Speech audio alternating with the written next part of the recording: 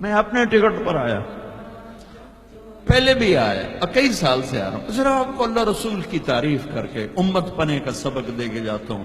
وہ تبلیغ والوں کو کہتے ہیں کہ یہ کافر بھی ہیں، گستاخ رسول بھی۔ کیا ظلم کرتے ہو، کسی کو کافر کہنا اتنا آسان، ٹھیکہ لے لی، کسی اور کو جنت میں جانے دو یار۔ کون ظالم ہے جو نبی کا گستاخ بن سکتا ہے؟ اختلاف رائے ہے مسائل میں، کون ظالم ہے جو پاک بیویوں کا، ازواج مطہرات کا، صحابہ کا گستاخ بن سکتا ہے؟ لیکن اس قدر تعصب کی پٹی آنکھوں پر،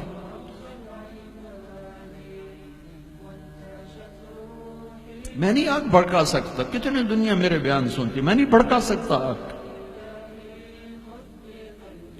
ہاتھ جوڑتا، بھائی امت بن کے رہو، مسلمان بن کے رہو، جو تمہارا عقیدہ ہے اس پہ قائم رہو، اوروں کو کیوں ہے کو اتنا دور کرتے ہو؟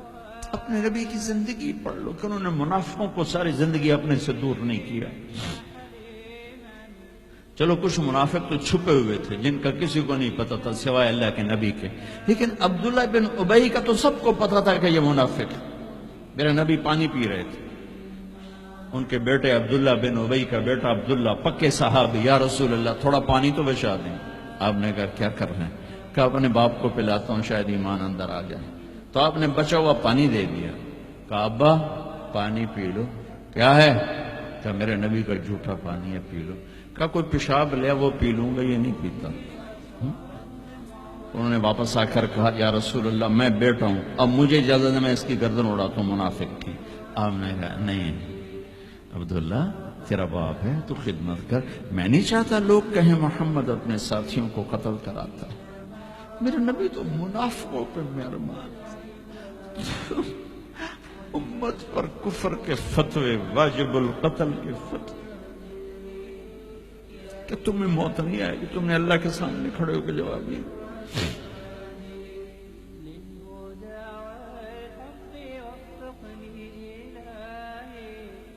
اور جس دن وہ مرا ہے ان کے بیٹے آ گئے، یا رسول اللہ میرے ابا کو کفن کے لیے کرتا دے دیں گے؟ ہم نے کہا دے دوں۔ یہ کون ہے جس نے اما عائشہ پہ تہمت لگائی تھی؟ یہ وہ آدمی ہے۔ سوچو صحیح، منافقت تو ایک طرف رکھ دو، سب سے پیاری بیوی۔ ایک صحابہ نے پوچھا یا رسول اللہ آپ کو سب سے زیادہ کس سے پیار ہے؟ آپ نے کہا عائشہ سے۔ بڑی محفل میں کہا، عرب میں اظہار محبت عورت کے ساتھ عیب تھا، لیکن آپ نے بڑی محفل میں کہا عائشہ سے۔ وہ گھبرا گئے، ان کو توقع نہیں تھی کہ یا رسول اللہ میرا مطلب ہے مردوں میں کس سے زیادہ پیار ہے؟ تو آپ سمجھ گئے کہ اس کو میرا جواب ہضم نہیں ہوا، تو آپ نے یہ نہیں کہا ابو بکر سے، آپ نے کہا عائشہ کے ابا سے سب سے زیادہ پیار ہے، جن کی گود میں سینے پر سر تھا، کائنات کی واحد خاتون، مات فی سحری و نحری۔ میرے محبوب صلی اللہ علیہ وسلم یوں پڑے ہوئے تھے، اور یہ گال، یہ سر اما عائشہ کی ٹھوڑی اور سینے کے درمیان تھا، اور کائنات کی افضل ترین ہستی نے کائنات کی افضل ترین خاتون کے سینے پر جان دی، وہ خاتون ہے۔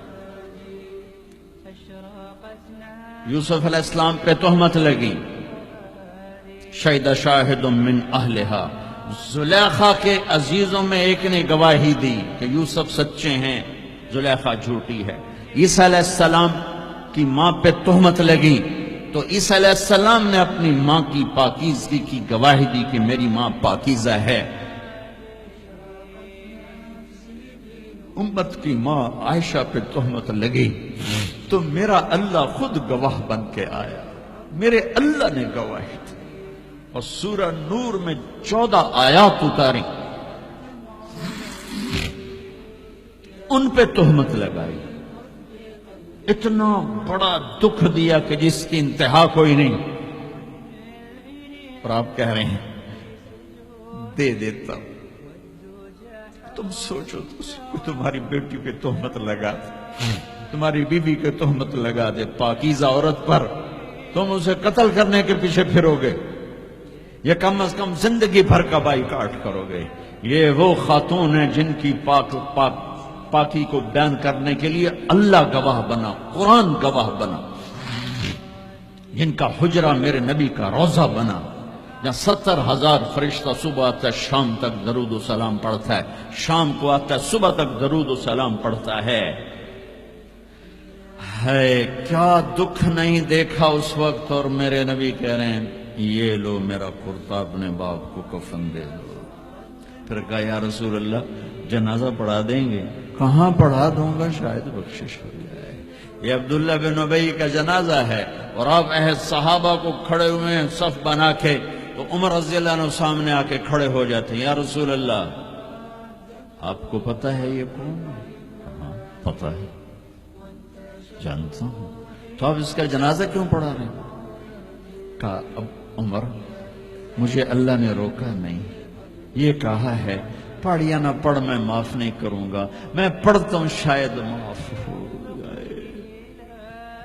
پھر کہا میرے اللہ نے کہا ہے 70 دفعہ بھی تو ان کے لیے دعا کرے گا تو معاف نہیں کروں گا۔ میرے نبی نے کہا اگر میرا اللہ یہ کہتا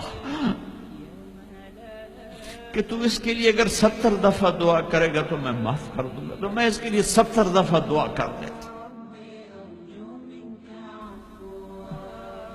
تم نے کیا کر دیا؟ پھر آپ نے جنازہ پڑھایا، آپ پیچھے پیچھے قبر میں دفن تک گئے تو اس کو قبر میں اتار چکے تھے، آپ جب پہنچے ہم نے کہا باہر نکالو، باہر نکالا گیا، سب کے سامنے منہ سے اپنا تھوک نکال کے اس کے منہ میں ڈالا، شاید بخشش ہو جائے۔ 100 منافقوں نے کلمہ پڑھا یہ منظر دیکھ کر۔ میرے بھائیوں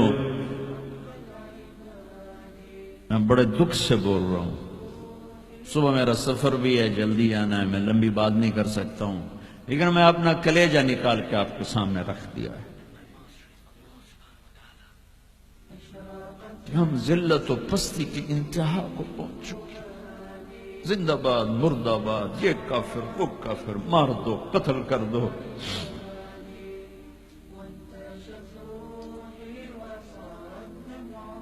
حد ہو گئی، تو آؤ بھائیو مل کے توبہ کریں اور امت بن کے رہیں۔